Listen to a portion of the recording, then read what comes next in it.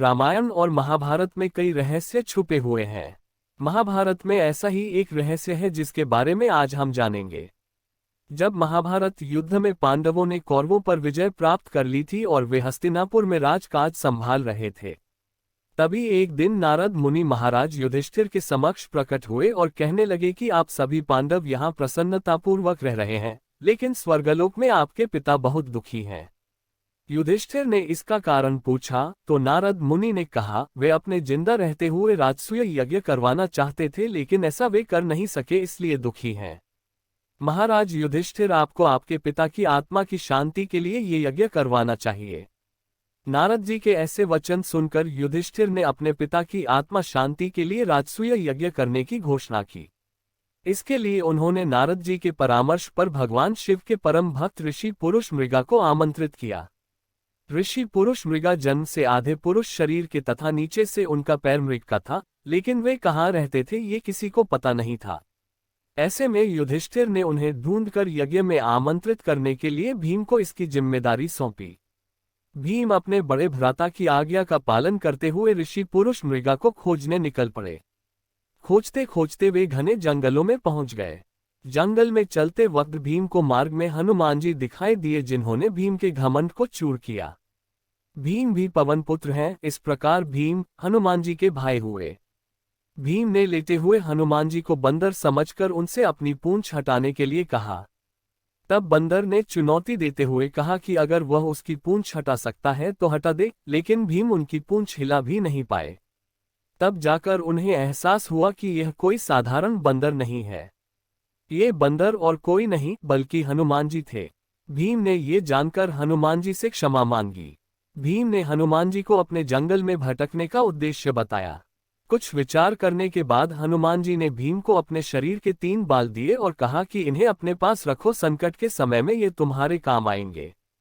भीम ने हनुमान के 3 बाल अपने पास सुरक्षित रख लिए और ऋषि मृगा को ढूंढने निकल पड़े। कुछ ही दूर जाने के बाद भीम को भगवान शिव के परम भक्त पुरुष मृगा मिल गए, जो महादेव शिव का ध्यान कर रहे थे। भीम ने उनके पास जाकर उन्हें प्रणाम किया तथा अपने आने का कारण बताया। इस पर ऋषि पुरुष मृगा उनके साथ चलने को राजी तो हो गए, लेकिन उन्होंने एक शर्त रख दी। पुरुष मृगा ने ये शर्त रखी कि तुम्हें मुझसे पहले हस्तिनापुर पहुंचना होगा, नहीं तो मैं तुम्हें खा जाऊंगा। भीम ने थोड़ी देर विचार करने के बाद ऋषि पुरुष मृगा की शर्त स्वीकार कर ली। शर्त स्वीकार करने के बाद वे अपनी पूरी शक्ति के साथ हस्तिनापुर की ओर दौड़ने लगे। बहुत दूर तक भागते भागते भीम ने जब पीछे की ओर यह जानने के लिए देखा कि ऋषि पुरुष मृगा कितने पीछे रह गए हैं, तो उन्होंने पाया कि ऋषि तो बस उन्हें पकड़ने ही वाले हैं। ये देख भीम चौंक गए और घबराकर अपनी पूरी शक्ति के साथ भागने लगे, लेकिन हर बार पीछे देखने पर उन्हें ऋषि मृगा बिल्कुल पास नजर आते थे। भागते भागते भीम को हनुमान जी के दिए उन 3 बालों की याद आई।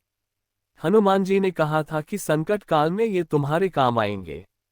भीम ने उनमें से एक बाल दौड़ते दौड़ते जमीन पर फेंक दिया। वह बाल जमीन में गिरते ही लाखों शिवलिंगों में परिवर्तित हो गया। भगवान शिव के परम भक्त होने के कारण ऋषि पुरुष मृगा मार्ग में आए प्रत्येक शिवलिंग को प्रणाम करते हुए आगे बढ़ने लगे। इसके चलते भीम को दूर भागने का मौका मिल गया। भीम लगातार भागते रहे। फिर जब भीम को लगा कि ऋषि अब फिर से उन्हें पकड़ ही लेंगे, तो उन्होंने फिर से एक बाल गिरा दिया और वह बाल भी बहुत से शिवलिंगों में परिवर्तित हो गया। इस प्रकार से भीम ने ऐसा 3 बार किया। अंत में जब भीम हस्तिनापुर के द्वार में घुसने ही वाले थे कि ऋषि पुरुष मृगा उन्हें पकड़ने के लिए दौड़े और उन्हें पकड़ ही लिया था कि तभी भीम ने छलांग लगाए और उनका बस पैर ही द्वार के बाहर रह गया था। इस पर पुरुष मृगा ने उन्हें पकड़कर खाना चाहा, लेकिन उसी दौरान भगवान कृष्ण और युधिष्ठिर द्वार पर पहुंच गए। दोनों को देखकर युधिष्ठिर ने भी पुरुष मृगा से बहस करनी शुरू कर दी। तब युधिष्ठिर से पुरुष मृगा ने कहा कि शर्त अनुसार इसका पैर द्वार के बाहर ही था, अतः ये पहुंच नहीं पाया। ऐसे में मैं इसे खाऊंगा। फिर भी हे धर्मराज, तुम न्याय करने के लिए स्वतंत्र हो।